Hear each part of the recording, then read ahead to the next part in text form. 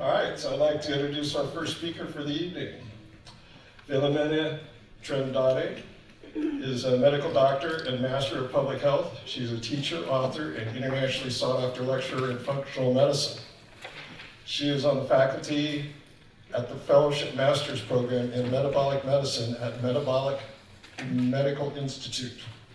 In addition, she is also on the faculty at the Institute of Functional Medicine. After obtaining her BA degree in biology, she went on to finish a master's in public health in the area of environmental health and in epidemiology before starting medical school. She graduated first in her class in family practice from the University of California, Davis School of Medicine, and did her residency and training. Did a residency in family practice at UC San Francisco Santa Rosa program. She has been in clinical practice for over 22 years. Please welcome Filomena Trindade.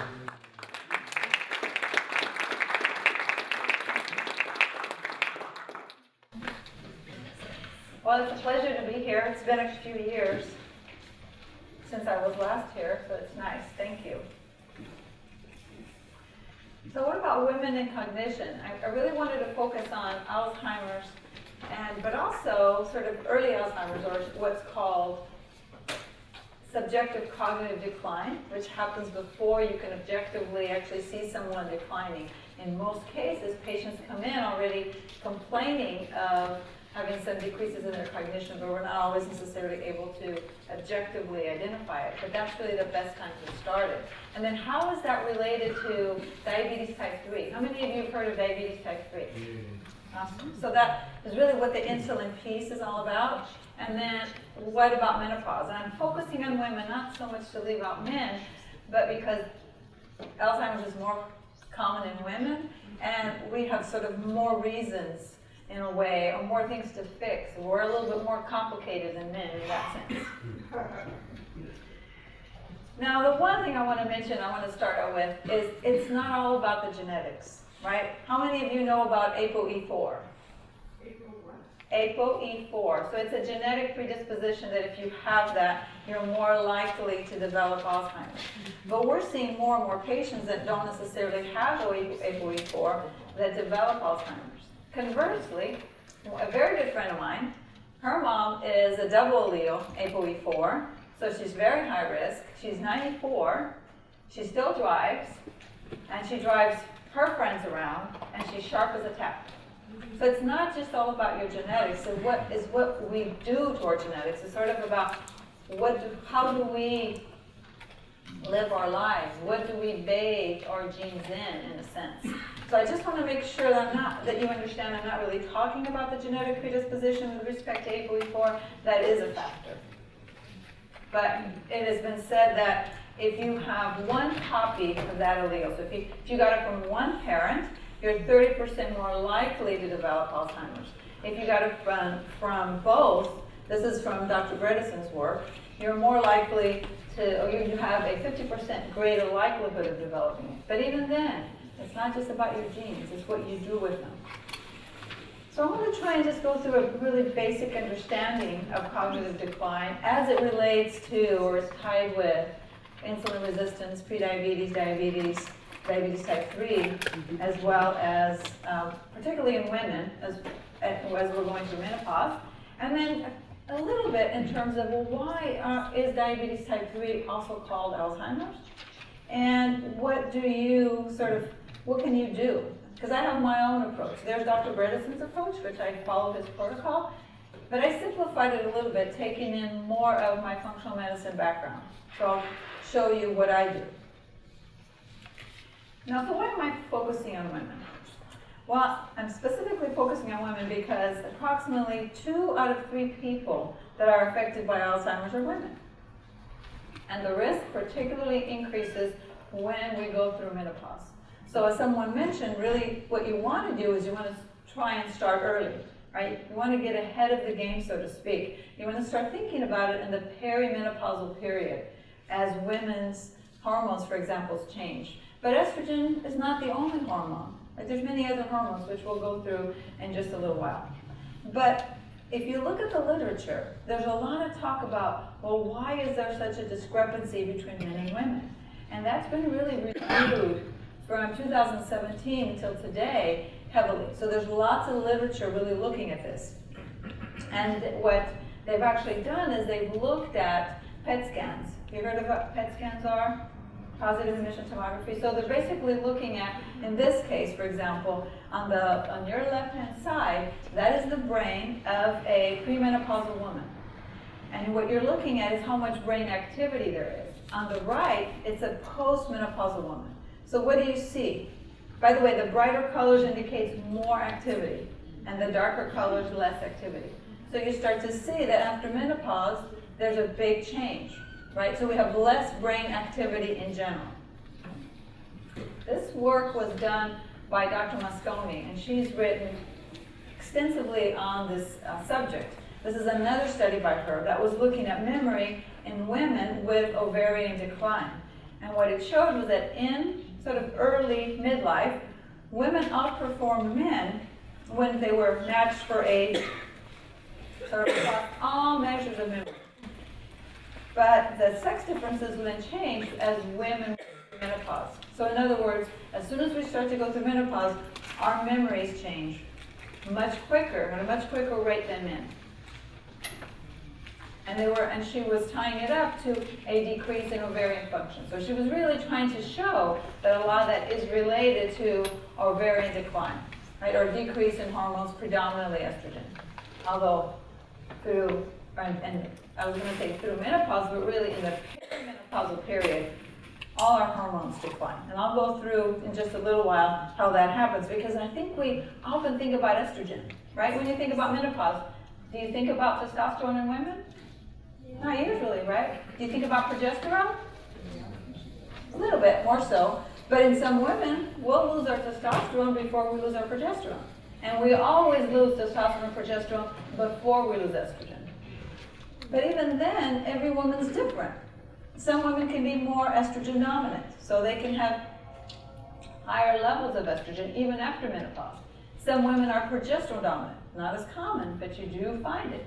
And some women are testosterone dominant. So in other words, after menopause, they can maintain higher levels of testosterone. Those women are a little bit more special in a sense because they are at higher risk for cardiovascular disease because they're more likely to be insulin resistant. They're more likely to be pre-diabetic or diabetic because high levels of testosterone in women can lead to insulin resistance, prediabetes, and diabetes. Opposite in men, right? Low levels of testosterone in men can lead to insulin resistance, prediabetes, and diabetes. So Dr. Mosconi has done quite a few studies, but there's other people that have worked on this.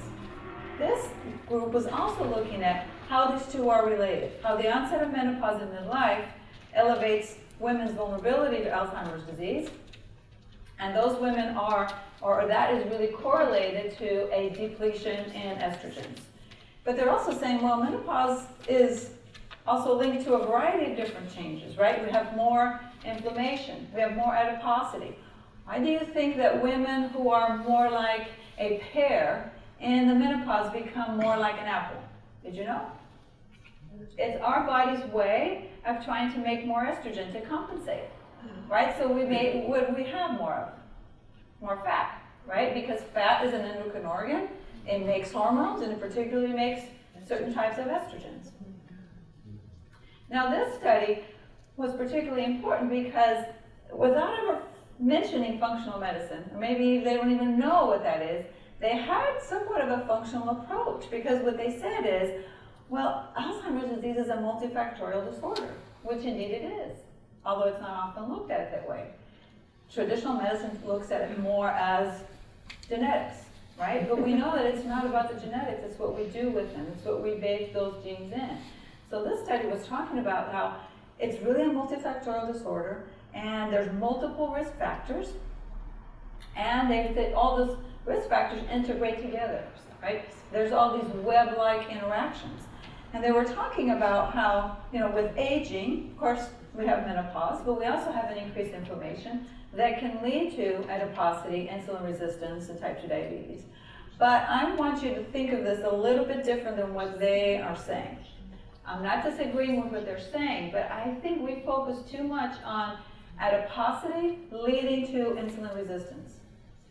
I think it's the opposite. And I know you probably, if you've heard me before, you probably heard me say this.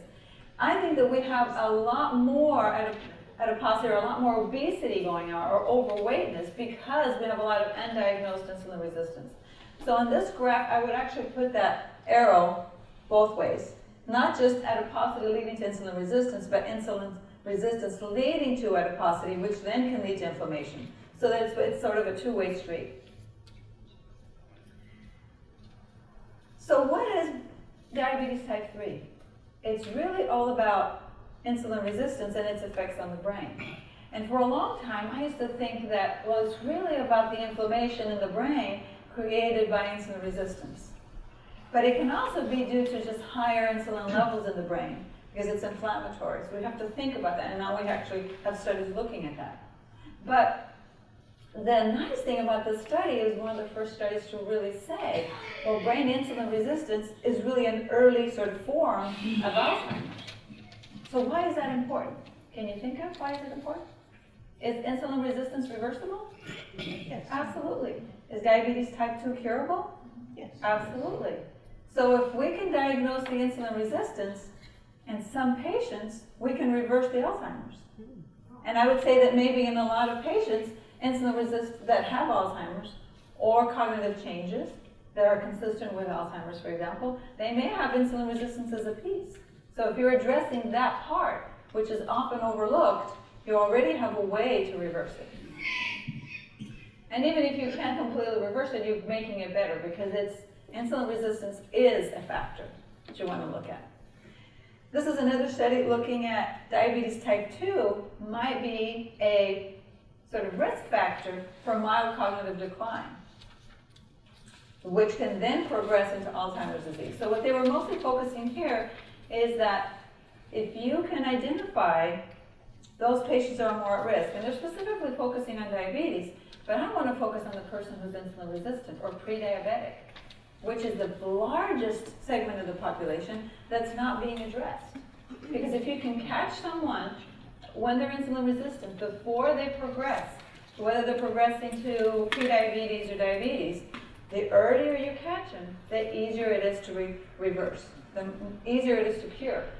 And that is that segment of the population that I don't feel like we're identifying. Nobody's really addressing it. We're waiting. We, traditional medicine, I don't do that, and most of my colleagues don't do that. But in general, I mean, this happened to my best friend, who called me up one day and said she was diagnosed with prediabetes.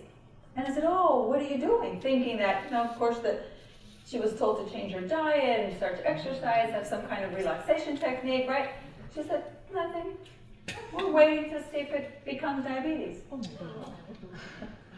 That's when I go into convulsions. I'm like, no. I don't want to jump through the phone line. No, this is what you need to do, because this is how we can prevent all the consequences. Because it's not just about you becoming diabetic. It's about the insulin resistance and the fact that you're more at risk for Alzheimer's disease, more at risk for cardiovascular disease, for early death, for hypertension. Do you know that 50% of the cases of high blood pressure diagnosed in this country are due to undiagnosed insulin resistance? It's about the insulin effects on the kidney. So imagine if we could start looking at that, how many different types of diseases we could reverse just by looking at insulin resistance, or what's going on with insulin. And by the way, I just wanted to mention some of these studies were done all over the world, so that we have some there are American studies, we have European studies, that last one was from China, so that it's being sort of proven around the globe, not just in certain areas of the world. This is a study which I found really exciting, because this was back in the early 2000s.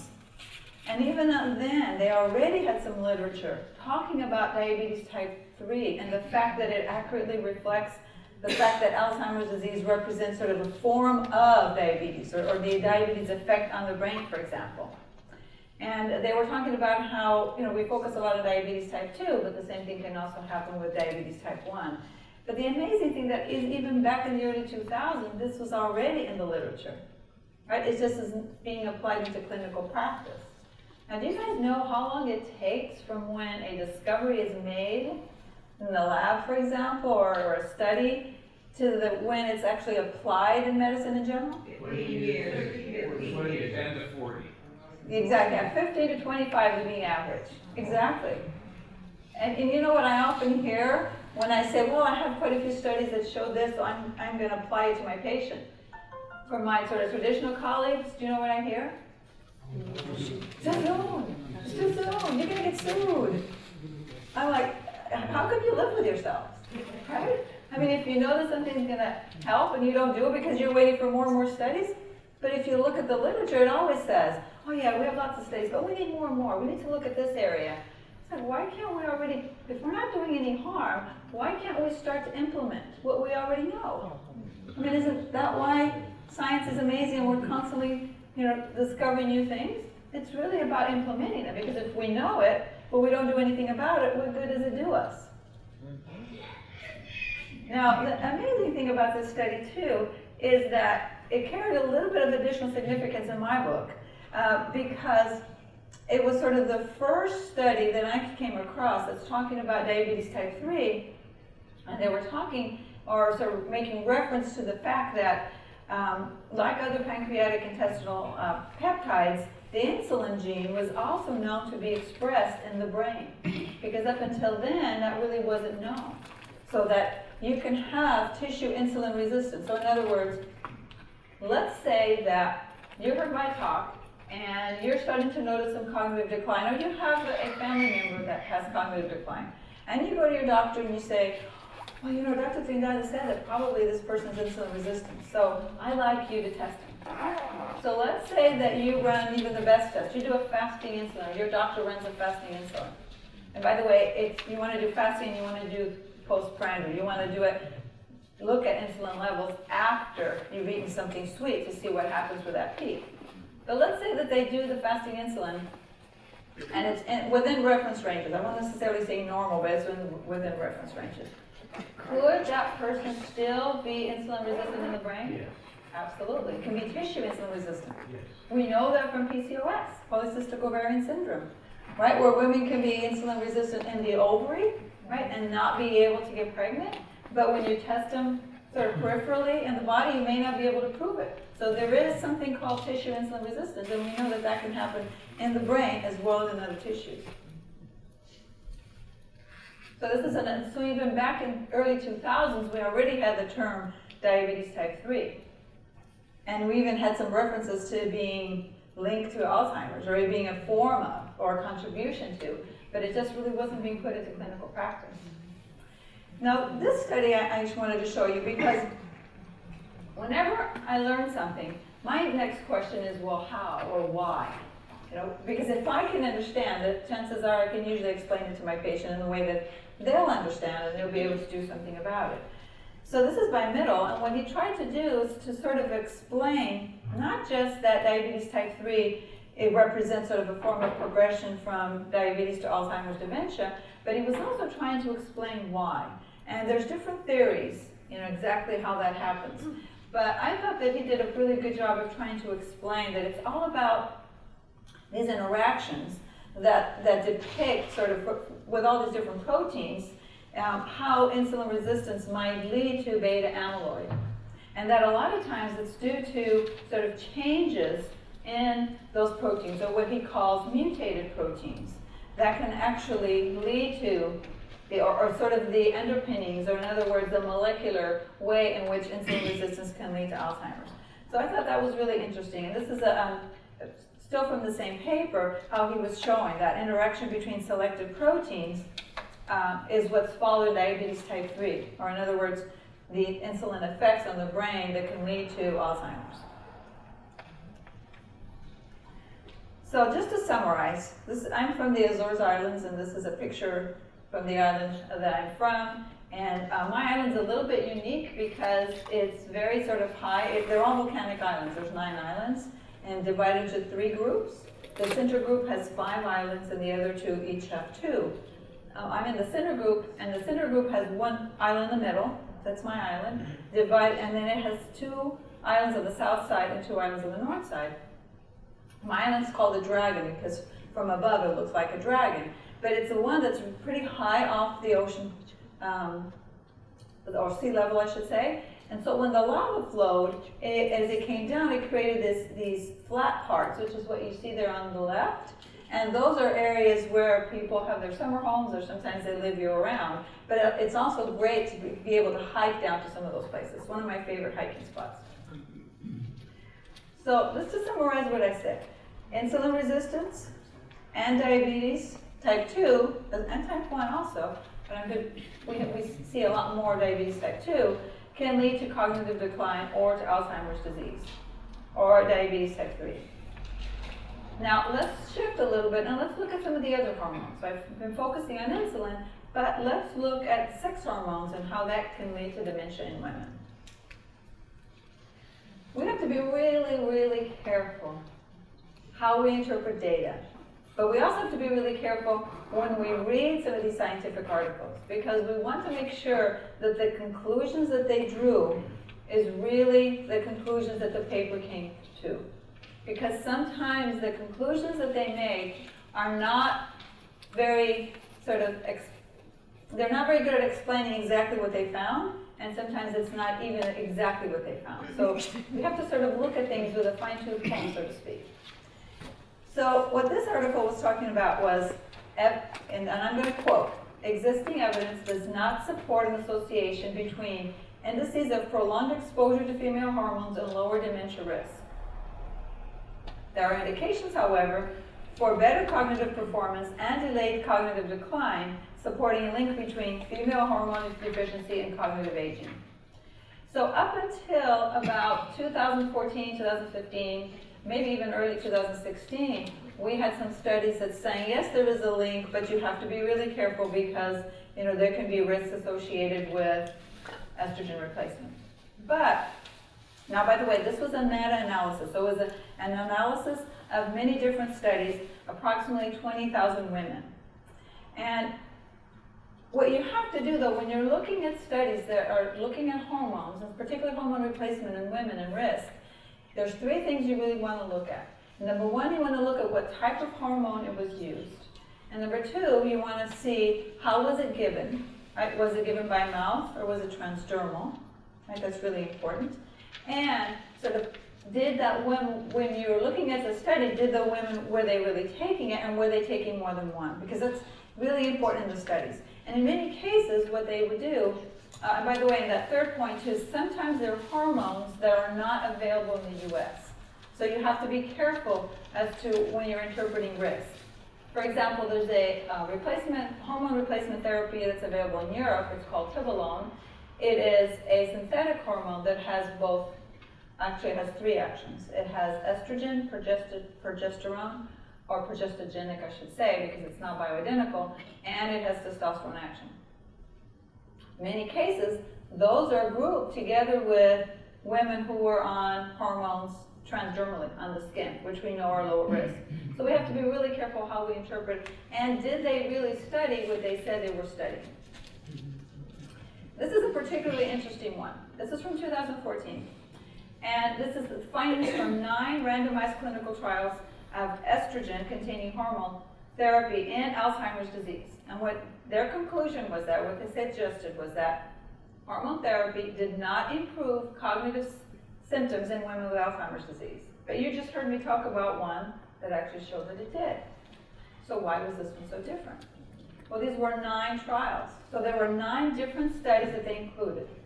If you go through and you divide them up and you look at those who were on the safest forms of bioidentical hormone replacement, which was 3 of those trials. So they were using the right type of hormone and the right route.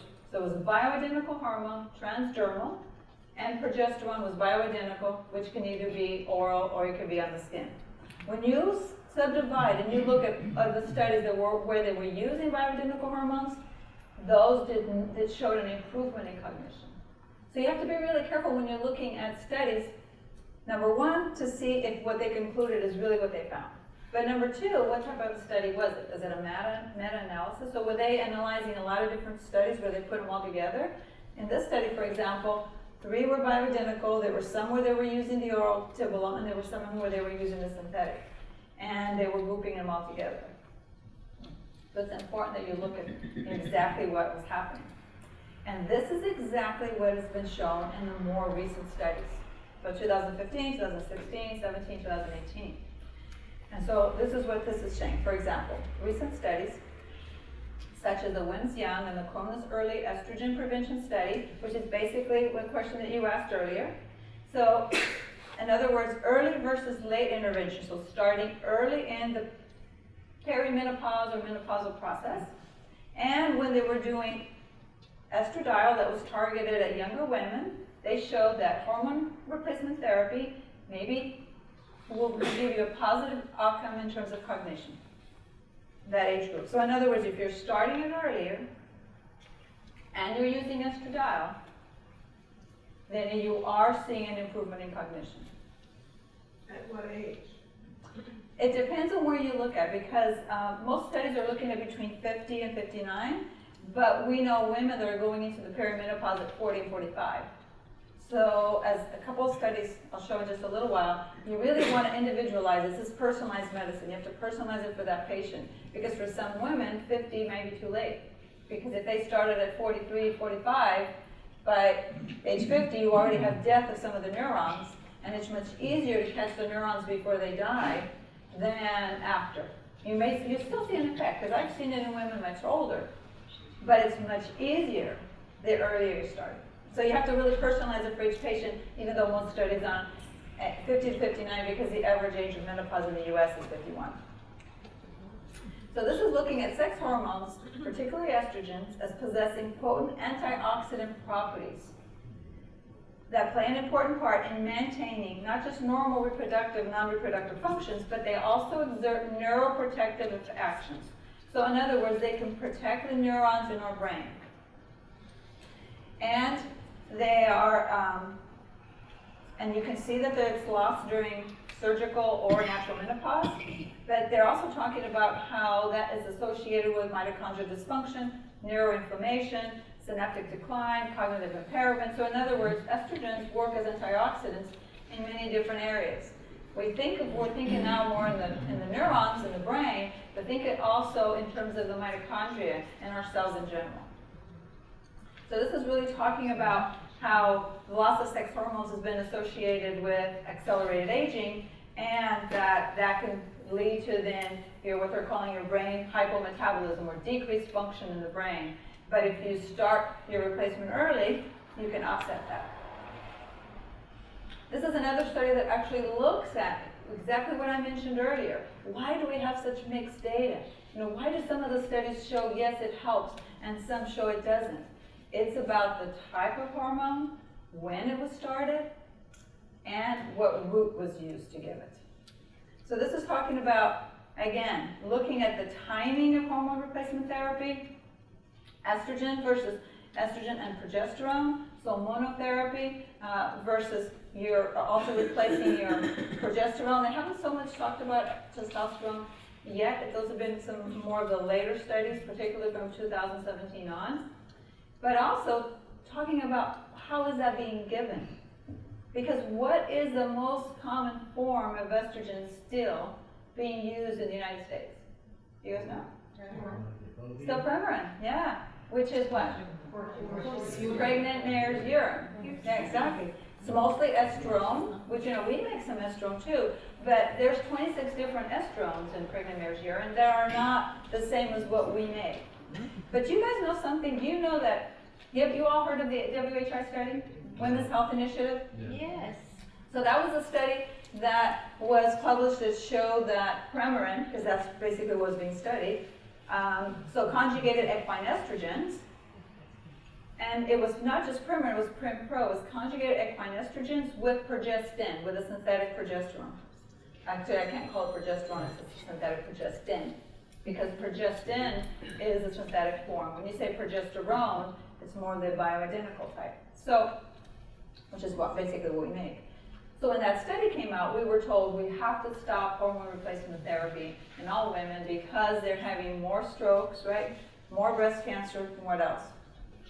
Heart disease, and if there was unopposed uterine cancer too. But even back then, do you know that if you, because there were different groups, if you looked at the group of women who didn't have a uterus,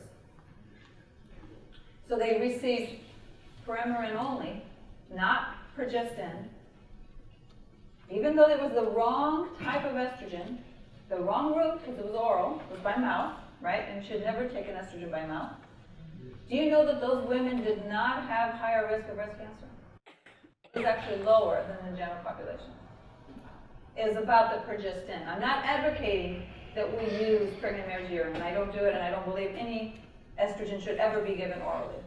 Ever. Because we have studies from 80,000 women, and we know that on the skin does not increase your risk of breast cancer, does not increase your risk of a stroke, right, or cholecystitis or deep venous thrombosis. So, but even so, we really need to focus on what are the studies studying, and were they using, on the women that they studied, whether they mix all the groups together. And this is exactly what this is talking about.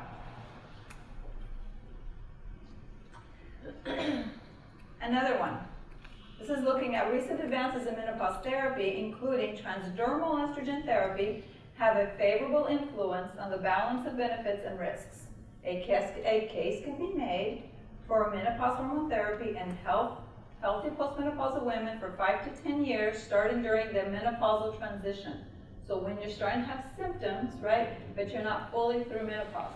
So what is the definition of menopause in medical terms? You know? For how long? 1 year. 1 year. Which means that really you need to be addressing it before then, right? Because I just showed you in that earlier picture of the brain that the earlier you start, when women are starting to have changes in the hormone balance, because it's all about hormones being in balance, and we're seeing that earlier and earlier in women. So this is talking about the window of opportunity, so being 5 to 10 years after symptoms, not just necessarily after diagnosis of menopause, but what they're calling the menopausal transition, which is when a woman becomes symptomatic. So, we know about insulin resistance, right? Diabetes type 3 being a form of Alzheimer's. We also know that particularly in women, it's about the form and the type of estrogen and how it's being used. So estrogen should always be transdermal on the skin. And we know that even in women who have a higher chance of developing a blood clot, if you're using it on the skin, it does not increase your risk. Now, what about progesterone? Many of the studies talk about progestogen. The problem is when you hear that term, you don't know if it's synthetic or not. If you hear progesterone, you know that it's identical to what our body makes, or what we call bioidentical. But if it just says progestogen, you don't know if it was synthetic or not. And I'm amazed at how this day and age, I still have women coming to me on synthetic progestogens. Even when we know that those were the ones that were responsible for the increase in cardiovascular disease and stroke, right? Pretty sad, especially when we have other things available. Why is that still happening? Insurance. And what else? Repeat what I said. So I said, I heard insurance, standard of care. Where does standard of care come from? Who establishes it? Big pharma. Big pharma, thank you. Who said that? Really, because when you look at the European literature, why do European women have a lot lower rates of cancer, for example, than women in the US do? Especially menopausal women. Were they using Premarin? They were not. They were predominantly using estriol, so which is a safer form of estrogen, but I believe that you might need to use a combination because estradiol has a little bit more effects on the brain than estriol does. But the funny thing is, I practice in Portugal too. I have a medical license there. So I can write a prescription for estriol there. It's available at every pharmacy. Do you know that in the United States, I cannot write a prescription for estriol and just have a patient go to any pharmacy? It has to be compounded, so it has to go to a compounding pharmacy. And I'm not a conspiracy theorist, really, but the sad part is that For a long time, certain pharmaceutical companies have tried to shut down the compounding pharmacies. Isn't it funny that it's the same company that sells estriol in Europe that has been trying to shut down the compounding pharmacies in the United States that make estriol? Aren't they trying to shut it down totally on bioidentical compounding now? Yeah, they are, but estriol has been like the biggest beef. That's what they've been focusing on a lot. So how do we take this information? So we know about hormones, a little bit about insulin. How do we put it together? And so how do we put it to help our perimenopausal woman? Well, I started out with the studies by Dr. Mosconi. And she published a study in 2017, and she says the optimal window of opportunity for intervention is early in what she calls the endocrine aging process. So it's when women start to become symptomatic. And it's all about bringing back balance, because no two women are the same. Even though we all may make the same hormones, right? Some of us may lose our testosterone first, others may lose our progesterone. You don't necessarily have to be given the same thing, right? It's not the one pill fits all. It's not just a combined conjugated equine estrogen with progesterone, because some women may not need estrogen. They may just need their progesterone increased, or their testosterone increased, or maybe all they need is their insulin decreased, because insulin is an upstream hormone. In other words, insulin has an effect on all these other hormones. So sometimes if you fix the insulin resistance, you may not have a hormone imbalance. And it's all about finding that balance again. Because you have to understand that we have to first know where each person's at, right? We have to draw levels. We have to get a complete history. We have to figure out when did symptoms start. What were some of the symptoms? What are some of the symptoms that they're having? Because all these hormones work together. They're like a web. We always call them the web of interactions. And then we want to make sure that we have studies that are showing us that they've taken all those things together. This was talking about looking at people that are at risk for Alzheimer's disease, and so within a healthy population trying to figure out who are at risk. And they were talking about taking all of these different biomarkers and putting them all together.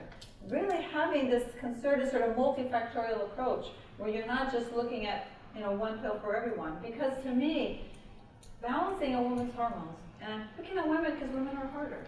Men have basically one hormone to balance, right? You could argue that their testosterone is related to what's going on with their thyroid and their adrenals, and we have to look at which enzymes are breaking it down and what it's being converted to. But that's the same way in women, right? But we have three. Men also need estradiol, just in much lower doses. But we're a little more difficult, right? Because women are known for what? Multitasking, more so than men. What do you think that is? It's not just genetic, it's our hormones that allows us to do that, right? So it's important that we look at it like you look at a symphony. So in order for a symphony to play beautiful music, what do you need? You need a good conductor, and you need each instrument fine-tuned, right? And then you need to make sure that they're making beautiful music together, right? So it is with hormones. And that's why I came up with the Saudade Hormonal Symphony. Saudade because it's a Portuguese word that doesn't have a translation. It talks about a longing for better health, or a longing for your optimal health. So I believe that there's an order. And even though I put it in a circle, I believe we should be starting with insulin. And there's all the different hormones are going to have different factors that disrupt them. But it's really all about looking at each one, because the things that disrupt them are repetitive, in a sense. So you want to start with insulin. And I talk about the disruptors of hormonal function with respect to insulin, but really about all different hormones. So there are things like toxins, or history of traumatic events, or food sensitivities, or food allergies. But it can also be partly your genetics, or the interaction with your genes and your environment. Aging in general, because with aging, most hormones decrease, right? Except for cortisol and insulin, thank you, which both tend to increase. But also, sometimes the hormone imbalance came about from a pharmaceutical drug that they were on before. So that's important to know that. So it's like you have to take a history, not just of what's going on now, but what has happened to that patient up until now. So you have to look at things in the past, but we also really want to look at what's going on with the gut microbiota.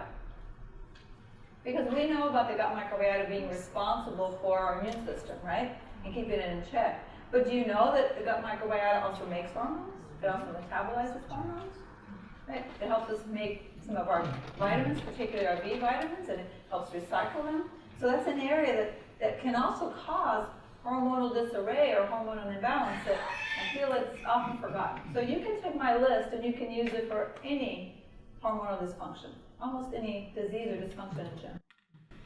But I believe we really have to start with a patient and their history, because everybody's different, and figure out what has happened to them thus far, right, that has brought about the imbalances that you see. And in menopausal women, we know that some of it is aging, but really it has a lot to do with what type of life they have led and everything else that has happened up to them up until now.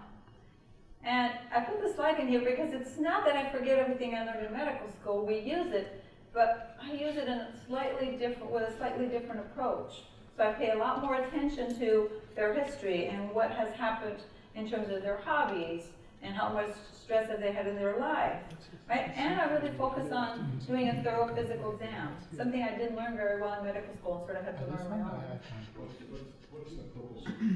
The purple circle is thyroid. So, I'm sorry, I should have gone over that. So I'm sorry, insulin, adrenal, thyroid, sex hormones, estrogen metabolism. The colors came off a little different on my PowerPoint. So you want to start with insulin, then look at adrenals, then thyroid, then sex hormones. And why do you think I put estrogen metabolism up there?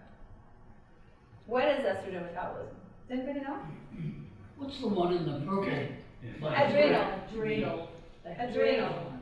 So, yeah, it's also inflammatory, but it's also giving us a way or a sort of road to look at metabolism. And metabolism is what, with respect to estrogen? It's detoxification. So you're looking at how someone detoxifies. But to me, estrogen metabolism is what's really important in assessing risk for cancer, whether it's a man or a woman, and we have studies to prove it. So in other words, it's not about the estrogen per se that can cause breast cancer risk or any hormone-related cancer. It is if you're using the wrong type and the wrong route, right? But it's about how that woman metabolizes it. And there's 3 different pathways that they can use. And the reason why that's so important is because although that's partially genetically determined, do you know that our exposures can change that? So if you have exposures to a lot of toxins, particularly endocrine disruptors, or like your bisphenols, your phthalates, or dioxins, for example, it can make you detoxify your estrogen through the wrong pathway and increase your risk for cancer. Prostate cancer in men, any hormone-related cancer in women. But I'm getting ahead of myself a little bit. So to me, it's important to start with insulin. Now sometimes I may be doing insulin, adrenal, and thyroid at the same time, or I may be even looking at sex hormones, but it's about the order in which you address them, because insulin has a lot of downstream hormones. So if you look at insulin first and you balance it many times, you've balanced your estrogen, your progesterone, your testosterone. It's important that we look at that. But that we also look at the effects that insulin can have downstream, and especially in women. Because insulin can also affect your thyroid, it can affect your adrenals. Now, for a long time, we knew that women who have more vasomotor symptoms, so more hot flashes, sort of a worse menopause, right? That they had more heart disease. We knew that. We've known that for a long time. By the way, what do you think happens to women's rate of heart disease compared to men when we go through menopause? Is it the same? Is it less? Is it more? It's gonna be the same. More. Much higher. Yet most of the studies are done on men, right? But our rates actually go way up. And we knew that women who had more symptoms, so they were more symptomatic. They had more hot flashes, more night sweats, especially those that were prolonged, that they had more heart disease. But they didn't know why. And initially I thought it was because you have to look at all the different hormones and balance each hormones. Well, it's actually because those women are more insulin resistant. And in many cases, they're not pre-diabetic and they're not diabetic, but they are insulin resistant. So they have higher amounts of insulin. and they may stay as insulin resistant, but never actually develop full-blown diabetes. That's extremely important. This is looking at the HOMA index. So the HOMA index is more of a research tool, but it only looks at fasting insulin and fasting glucose.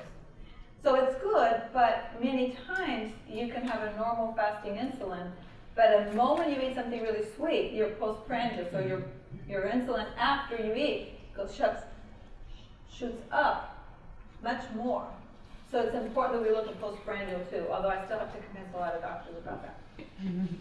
But it is important. This is another study looking at women with vasomotor symptoms, which are associated with insulin resistance, had a lot more symptoms, so they had a lot more hot flashes, which translated into higher risk of heart disease.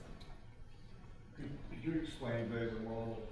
Oh, vasomotor symptoms are your symptoms of menopause. So it's hot flashes, night sweats, predominantly those two, but it can be headaches, it can be mood changes, right? But that's what they mean when they say vasomotor symptoms. This is just another study to show you that it's not just one or two, there's actually many. Looking at women with more hot flashes, more night sweats, being more associated with insulin resistance, which translates into more heart disease. Now, I don't have a lot of time to go into detail on treatment on everything, so I just included one slide.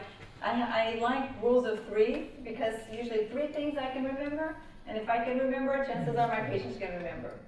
So my rules of 3 for dealing with insulin resistance is number 1, decreasing your insulin stimulation. So working on your diet. Not just removing sugar, but removing anything that your body can see as sugar, or anything that can make you more inflammatory. Right? Like removing gluten or dairy or corn, whatever your body is reacting to. Number 2 is addressing and modifying the gut microbiota. Because we know that just changes in the gut microbiota, so the good protective bacteria in your gut, makes you more likely to develop insulin resistance. And sometimes that could be the only thing. And it does it by a couple different mechanisms. Number 1 is by just changes in the gut itself, you can increase inflammation. But also changes in the gut microbiota can lead to toxins being translated from the gut into the pancreatic beta cell, to the pancreas, and causing damage. And that in itself leads to insulin resistance. The number 1 thing right now, in terms of causes of insulin resistance, is damage to the cells of the pancreas that make insulin. And this is not just toxins that you would think of, like your heavy metals or your pesticides, but it's food additives that we haven't thought of as toxins that are toxins or toxic to the pancreatic beta cell. Now, if you guys know how carrageenan got taken off the market now in most things, it was used as a thickener in many of the non-dairy milks. Well, carrageenan, right, was found by Dr. Barbara Corky to be damaging to the pancreatic beta cell, and that can lead to insulin resistance. And then my third thing is increasing your cellular responsiveness to insulin.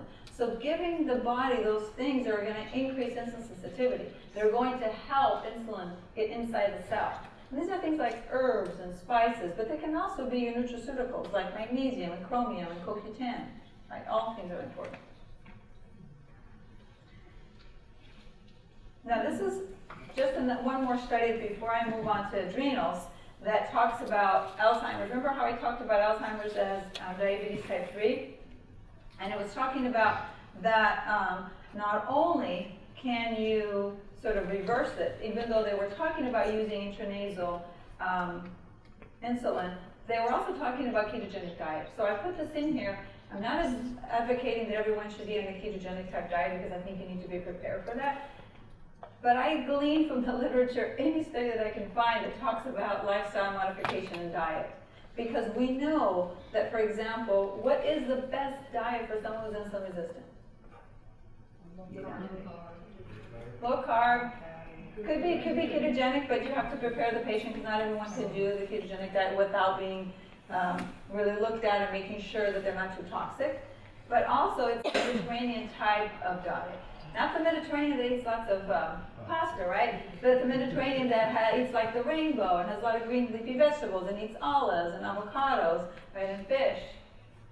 Key. So let's move on to adrenals. And we know that the adrenals can make all of the steroid hormones, right? So I look at the adrenals as like the backup system. So I often think about my grandmother, who, when I used to ask her about menopause, she would tell me, I go, Grandma, how'd you know when you were going through menopause? And she said, well, one day my period stopped coming. And I was like, really? So no hot flashes, no night sweats, no mood changes? She's like, no. So I don't have any patients that comes to me with that type of menopause today. Well, awesome, but that's because you're so low key and cool. So why do you think that is? And why? Because I'm seeing the opposite. I'm seeing more and more women going through menopause at earlier ages. Right. Diet. Diet and what else? Toxins, stress. I mean, were we made to multitask? Yes, we're out of this. Our brain doesn't like multitasking. You know, I used to love to multitask. I thought it was like luminosity, right? It was a good way to get more neurons made. And now I know, no, it's not. It actually kills neurons. Right? So I just think that the adrenals are like sort of your backup system when you're going through menopause. So if you have good adrenal reserve, right? It's like if you think of it as your adrenal bank account, so to speak. If it's robust, then when you start to go through menopause, it can come in and sort of make do, because it can make all the hormones. It'll make them at a little bit lower levels, right? But I always say the average adrenal is smarter than the smartest doctor. It can come in and make the difference so that you have an easier transition, so that you don't go from, you know, having high levels to nothing, right? It kind of buffers you in. But if you have no adrenal reserve because you've been multitasking, you know, you're working, taking care of the kids and the grandparents, and you know, and you're driving in today's society, right? And eating bad food, your adrenals are, you're not going to have a lot of adrenal reserve. And I think this is why we're seeing more and more women with PMS, for example, which is when we're stressed, we're going to make more of the stress hormones, right? So we're going to divert our precursors down into the glucocorticoid pathway, into cortisol. Normally, that should be going down to making some of your sex hormones. That's what's been called the cortisol steal or the premenopausal steal. It's really not a steal per se, it's a diversion. But we're seeing a lot more of that because we live in such a sympathetic dominant state. What do I mean? I mean, we're all on adrenaline overdrive, right? And so that is going to put us more at risk for insulin resistance, right? For adrenal dysfunction, for not having a good adrenal reserve, and for going through menopause at an earlier state. And not having sort of really all the precursors that you need also for your brain. We've been talking a lot about the adrenals, but also about the brain. Now, when it comes to treatment, I like using Hans Selye's research and his theories, as well as the stages. He says there's 3 stages of adrenal dysfunction: stage 1, stage 2, and stage 3. Stage 1 is sort of when you're initially stressed, so your cortisol and your DHEA, which DHEA is sort of like the adrenal reserve in a way. It gives you a way to have a look at what's the catabolism and anabolism that someone's in, because we all should be in balance, right? It should be breaking down the body just as well as we're rebuilding. But when you're in the perimenopause, you're not. You're more catabolic. And then stage 2 is when, or what he calls adaptation, is when you have a prolonged stressor, but you sort of can no longer keep up, so your DHEA starts to decrease. And then stage 3 is when you're exhausted, so both cortisol and DHEA are low. But it's the high amount of time that we spent in stage 1 where our cortisol is high that I think is leading to a lot of the hormonal problems that we see, or the hormonal imbalances. And when it comes to adrenal, diet is key, really having a foundation, but even more important is changing your lifestyle, is learning what does your body need to relax and to get out of that sort of sympathetic dominant state. So we have adaptogens, we have a diet and lifestyle, but also sometimes you need some nutraceuticals to really help with that, and in some cases you need actual hormone replacement. So stage 3, or sort of my third circle, is thyroid. Now, thyroid, we often think about being sort of the maker of thyroid hormone. But it's not exactly true, because it's all about what's going on with the hypothalamus to the pituitary, then communicating to the thyroid. Because the active thyroid hormone is T3. The thyroid only makes 5% of T3. The other 95% of what it makes is T4. Think of it as the body always makes sort of the stored hormone. and then it has to activate it as it needs it, right? So the thyroid makes predominantly T4. T4 has to be converted to T3 because only T3 can get inside the cell and do work, but that conversion happens in the kidneys and the liver. But when you go to most doctors, and they're looking at thyroid function, what do they check? TSH. What does TSH tell you? Communication from the pituitary to the thyroid, but it doesn't tell you about the conversion, right? Because the conversion doesn't happen in the thyroid. And the thing is that both T3 and T4 feed back. So you really need to look at a whole thyroid panel when you're looking at free T3, free T4, TSH, and you need to look at antibodies to the thyroid because sometimes the function can look normal, but someone can have symptoms of being low thyroid. That can happen for a few different reasons, but one is autoimmune thyroiditis, is when your body has developed antibodies to the thyroid, and there's two types and you need to check two, anti-peroxidase and anti-thyroglobulin.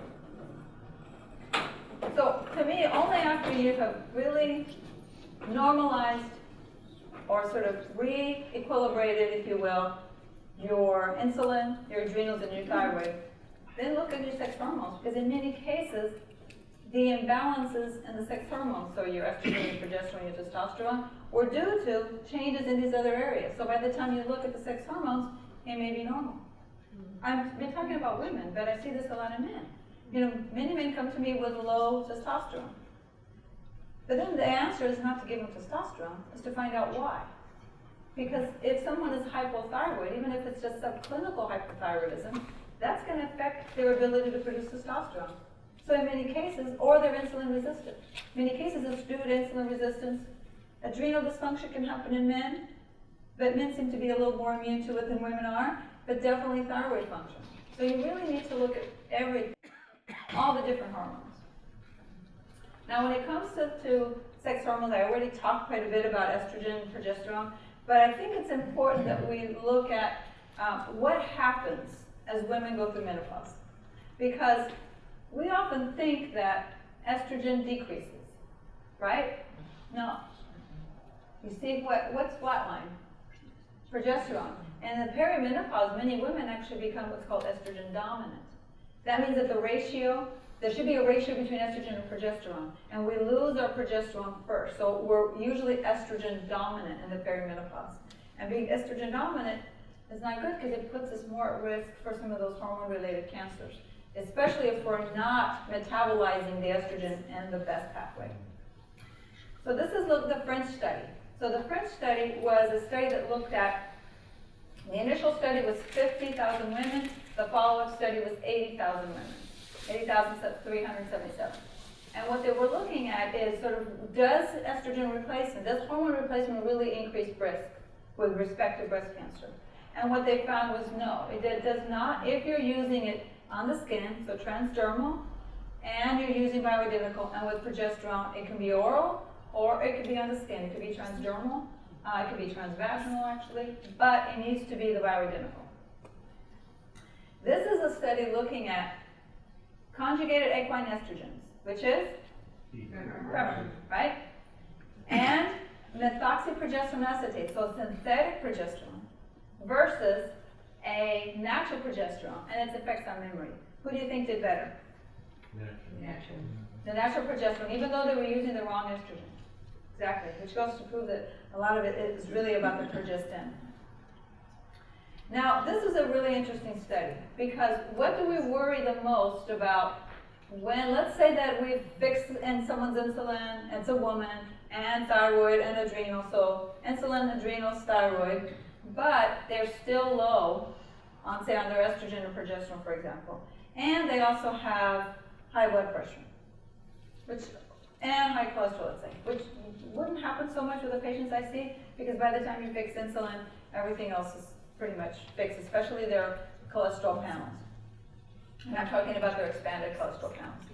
But what they were talking about here was, if you're just in a traditional practice and someone comes to you and it's what they're calling a poor metabolic phenotype, so it's a woman that has high cholesterol, she's overweight, and she has high blood pressure, is it safe to put that person on hormones? What do you think? No. Yes. It is, actually. And they weren't even looking at insulin. See, I always thought, no, it's not. But by the time you address insulin and you address the adrenals and thyroid, it is, because you fix their main problem.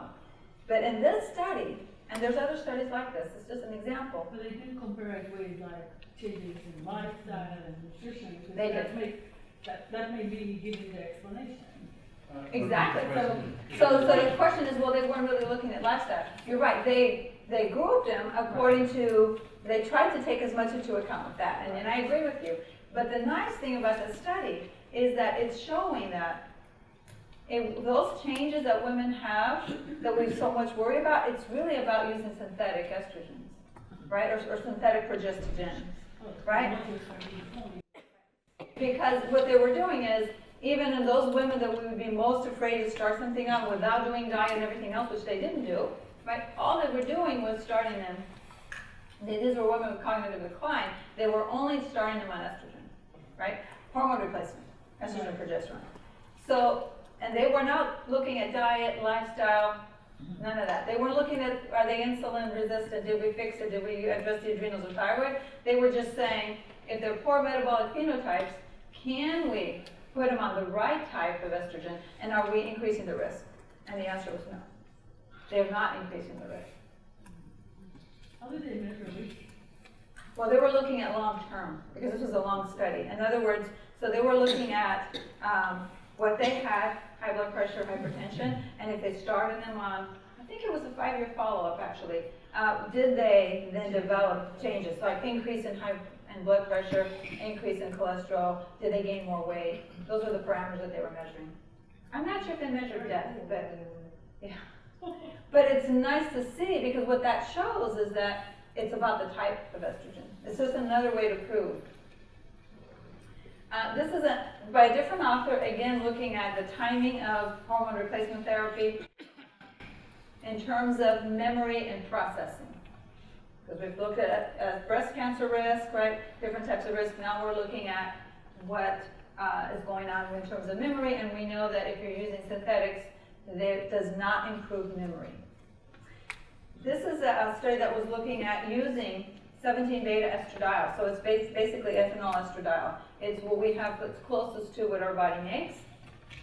And looking at neuronal stress, because estrogen or estradiol to the brain is an antioxidant.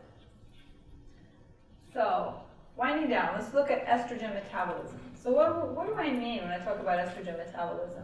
Well, it's about those 3 pathways that we break, the way we break down our estrogen.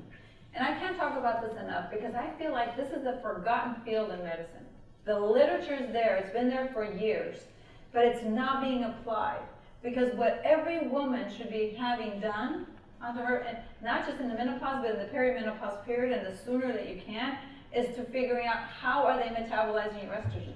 Because that's our risk, and there's so much we can do to change it. We have studies showing that even if you increase someone's risk, not with let's say with respect to cancer, because of the way they metabolize their estrogens. And by the way, I'm convinced that this is how estrogen increases someone's risk. It's not whether it's transdermal, just whether it's transdermal or oral. That, yes, that does increase your risk. But aside from that, even if we're doing transdermals, we need to be looking at how women are breaking that down. And we need to look at it and follow it and make sure that we're optimizing, because that is totally changeable. It's like you can change someone's risk by changing how they metabolize their estrogen. The tests are available, they've been available for many years, but they're just not being put into clinical practice, which is really sad. So there's 3 main ways that we can break down our estrogen, both men and women. It's called the good, the bad, and the ugly. So the 2 pathway is the safest, the 16 is not so safe, and the 4 is the ugly. That's the worst pathway. Now, the thing is that there's been so much focus on the 2 being safe.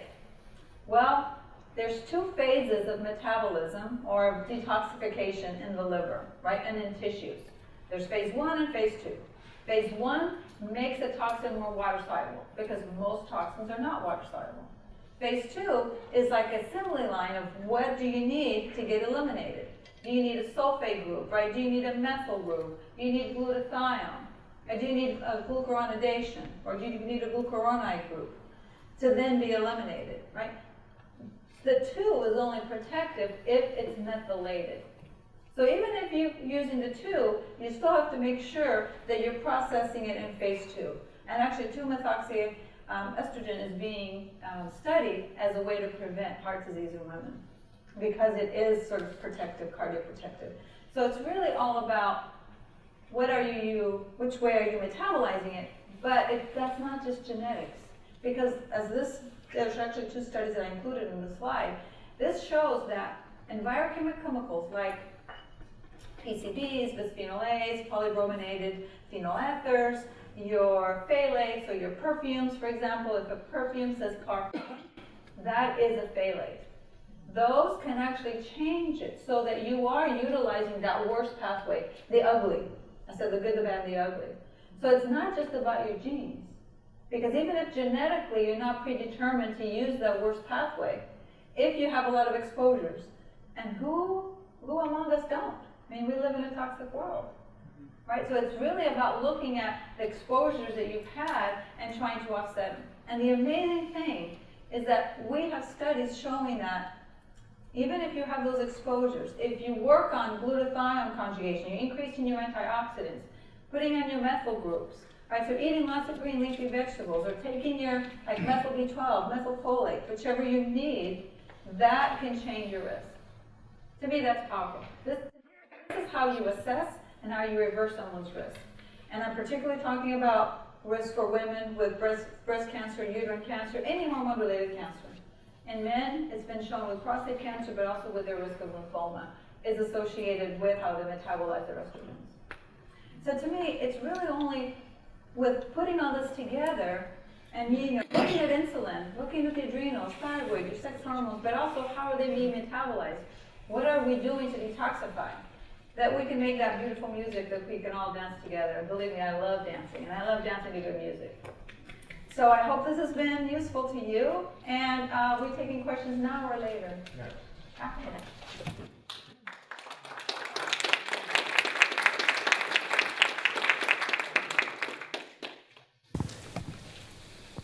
Okay, I wanted to ask just briefly about IUDs, because I know it's popular to use the IUD with the Mirena, and I often recommend the copper or something other than a synthetic progestin. What do you think about that? Yeah, I have a real issue with that. So the question was, well, you guys all heard it, right? About Mirena versus a regular IUD. Am I correct? So Mirena, it's an IUD that also has progestogen. It's a synthetic progestin. It's not progesterone. And it's only available, you only put it in for 3 years, 3 to 4 years. So I see a lot of my colleagues using it more than the copper IUD, which doesn't have any hormone, does have copper, but it doesn't have any hormone associated with it, and that lasts up to 12 years. You know, my background is in nonprofits, and until I started doing them in my clinic, we were sending them out. And so a lot of the GYNs were putting in the Mirena because they get more money, right? Every 3 years they have to come in and they get more for it. I used to be really against the IUD. Before I was really in health, like when I was in public health, I thought it was kind of barbaric and I didn't like it. I thought we could find a better method. Now, after really looking at all the side effects of the Mirena and the fact that it causes a lot of hormone imbalance. Yeah, it's local, right? It's only supposed to have a local effect. It has systemic effects. So any woman who's been on Mirena is going to have low progesterone and they're going to have low B vitamins. So I don't like it. But I have a lot of women that come to me on it. And so what I'll do is I'll try to bring them back into balance. I much prefer the copper IUD versus the Mirena. Okay, I've got a lot of hands, so I'm going to work my way across, all right? So I'm going to go here next. Did I see on your slide that changes in the P450 enzyme system, such as caused by statin drugs, may increase breast cancer risk? Changes in the P450 can make, yes, well, in a direct way. So changes in the P450 is really, that's your phase 1, right? So that can force you to metabolize or detoxify things more in one direction. If we're talking about estrogen, it can force you to use more of the unhealthy pathway, the 4. It's amazing how many downstream effects and different ways many drugs and toxins in general also have. What do you think of metformin for lowering insulin resistance? Metformin has really good studies. We actually think that the way metformin works now is by affecting the gut microbiota. It increases Akkermansia muciniphila, which is an anti-inflammatory. So I think metformin is actually it's probably one of the safest drugs. However, it does have some side effects, and it can cause acidosis. And if you're using it at higher doses and you're not checking, that could be a problem, because I've actually caught a few patients that have come to me on it. I don't put that many people on metformin because I find that with food and herbs and spices and things like zinc and chromium, right, and all the things that help insulin resistance, I don't need to. But if I do, I don't go to the higher dose. I don't know if you guys remember, but when the metformin first came out, it got a little, number one, it got a little bit of a bad rap because of the potential side effects. But number two, because it caused a lot of gastrointestinal effects, a lot of bloating, and it's really because of what it's doing to the gut microbiota, which turns out is actually a good thing, but it may be too quick. But then it came out as an anti-aging drug, right? Which low doses can actually help prevent cancer. So I have a lot of colleagues that are taking it at very low doses. My thing is, you still have some side effects. And there's so many other things you can do for longevity, right? You can do the fast mimicking diet. You can do intermittent fasting, right? There's just a lot of other things. I think it's what you choose to do. And as long as you're looking at the potential side effects and you're taking care of that, there's good studies on it. Okay, back here. Yeah, first I want to thank for your wonderful talk here. However, it was a little too much for me to really take home and act on it. Do you have any colleague in the Bay Area who is thinking along your same line, not necessarily the same, but in general, where I might be able to find some help? Who is looking at insulin first, especially? Mm-hmm. Where in the Bay Area are you? Here, Palo Alto. I don't know someone specifically here. I know a person in San Francisco, Dan Dunphy, and I have a couple people from the fellowship. I just don't know them off the top of their head, but I know someone who's in Fremont, and I can get that for you. Okay, appreciate that. So maybe they can come up and ask you after. Okay. Yeah. To dovetail on the question on insulin, what do you think of the digestive enzyme DAO as well as digestive enzyme broad-based plus a probiotic instead or in addition to metformin? I'm specifically asking about DAO and see if... Well, I think it's really important to remember how with insulin resistance I said there's three things, and addressing the gut microbiota. Probiotics have been well studied in that, and there's three, or actually four, ones that have been well studied, even when you don't change the diet, that they can actually help reverse insulin resistance. I think with digestive enzymes, I think we need to look, and it's not that I'm against them, but I like getting to the root cause. So if someone is low, I want to know how low and why. Because, for example, you can measure pancreatic function, exocrine and endocrine, right? So you can look at pancreatic elastase, which is a marker of digestive enzymes.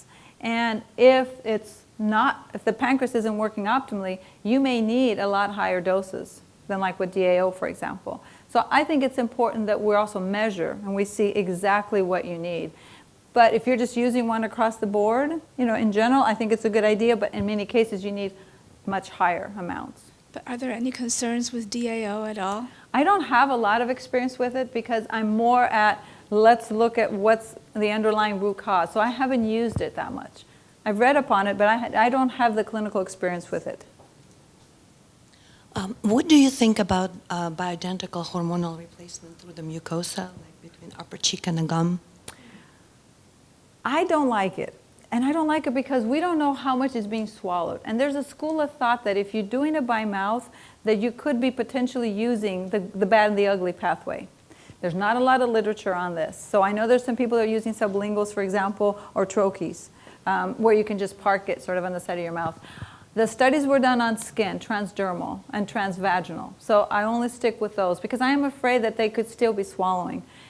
When it comes to estrogen, progesterone, or testosterone. When it's DHEA or pregnenolone, we do have studies on sublingual, and I will use it that way.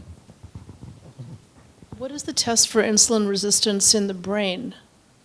When you're There really isn't. So what you do is you look for insulin resistance peripherally, right? I mean, the test for insulin resistance is the cognition studies, really, that you would address. But that's still being studied in terms of developing a marker. We don't have a really good marker yet, right? We're working on it. Dr. Bredesen is actually the one that's come up with the sort of the best studies on that. But you look for insulin resistance in the body in general, and not just looking at hemoglobin A1C, but look at fasting insulin as well as insulin after meals, especially if the fasting is normal. And normal is like between 5 and 7, not what the labs say, right? Because the labs can have reference ranges. They're not normal ranges, they're reference ranges. But you want to look within that and see what's optimal. And optimal is a fasting of no more than 5. Sometimes I'll tolerate 7 depending on the patient. How do you look at lemons as a detoxifying agent and immune system booster? You mean lemons in general or like lemon juice? Yeah, because there's the lemon rind, right? Yeah, the rind. And which has a lot of limonene, and then The whole lemon, the whole lemon, yeah. No, I think, like, for example, for first thing in the morning, drinking a glass of water with a juice of a half a lemon, it's both alkalinizing, even though it's an acidic thing. Once it hits the stomach, it's actually alkalinizing. Plus, it's rich in antioxidants. Yeah. And what about people that say when they eat lemon, they get an acid reflux action? Well, they have reflux, period, and it's probably not just the lemon. We need to figure out where they have GERD, right, where they have gastroesophageal reflux disease.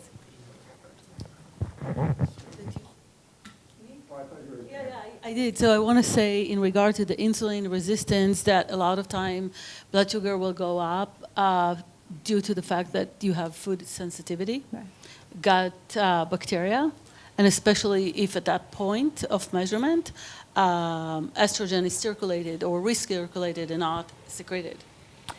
But in that case, you still need to address the insulin first, because a lot of times if you address the insulin, then you don't have the problems with estrogen. Yeah, but I want to say it's not necessarily the food that you're eating that rise up the insulin.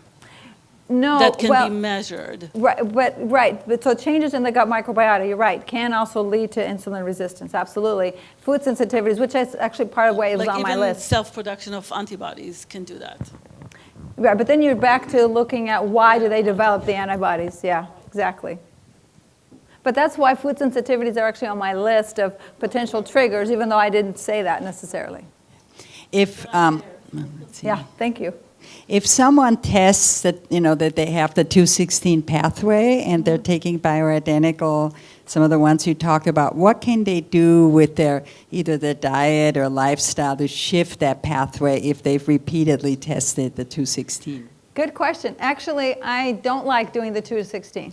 I think that Dr. Leonore Rogam is the one who's done the most work, and what she has shown is that you can look at the ratio between the 2-hydroxy, so the good, and the bad, that's 16.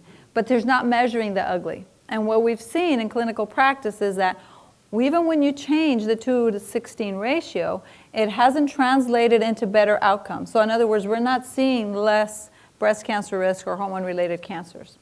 And I think it's because we're not looking at the 4, number 1. Number 2, we're only looking at phase 1. 2 to 16 doesn't look at phase 2. And even 2 is not protected unless it's methylated. Right? And when you look at the 2 to 16, what did I say phase 1 does? It makes a fat-soluble toxin more water-soluble. So what do you create? You create a more toxic intermediate. Thank you. And if you're creating a more toxic intermediate, you're actually increasing oxidative stress. So the problem with the 2 to 16 is that it doesn't look at phase 2, and it's phase 2 that's important. It's whether you're methylating, are you glucuronidating, are you conjugating it with glutathione.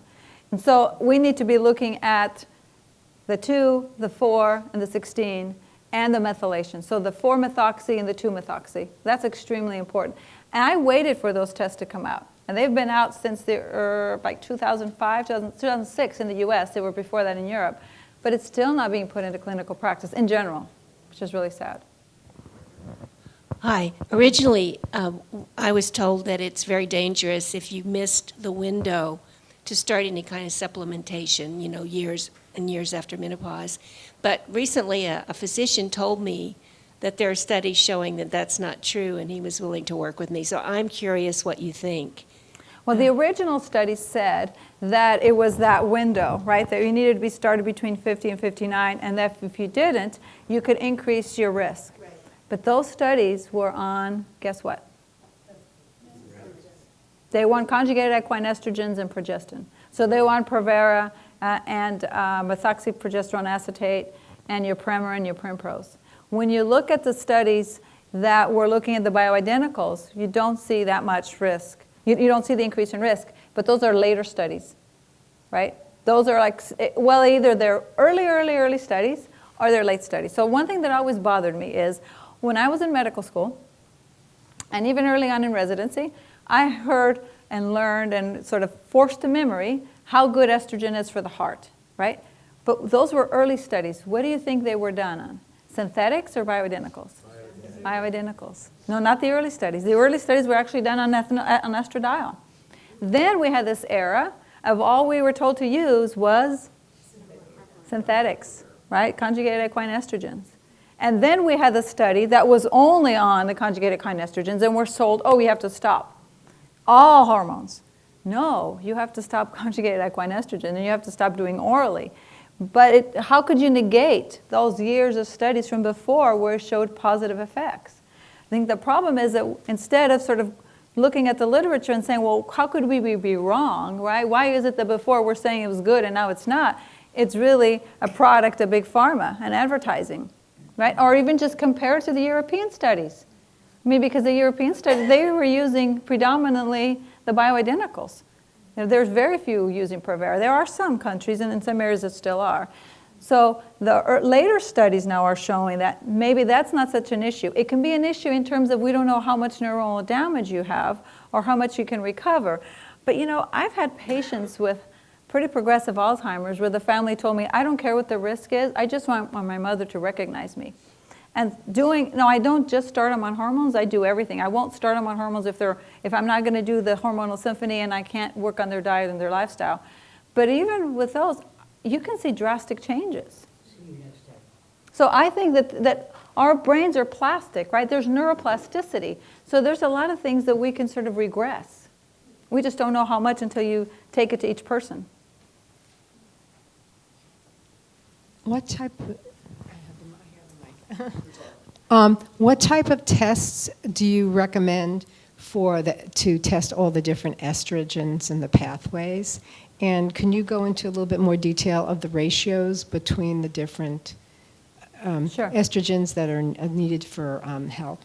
So the 2:16 ratio can be done in urine or in serum. So it can be done in the blood or it can be done in urine. But that's not the best one because it doesn't give you the second step. The second step can only be done in urine. The Dutch doesn't look at the 4. So I don't do the Dutch.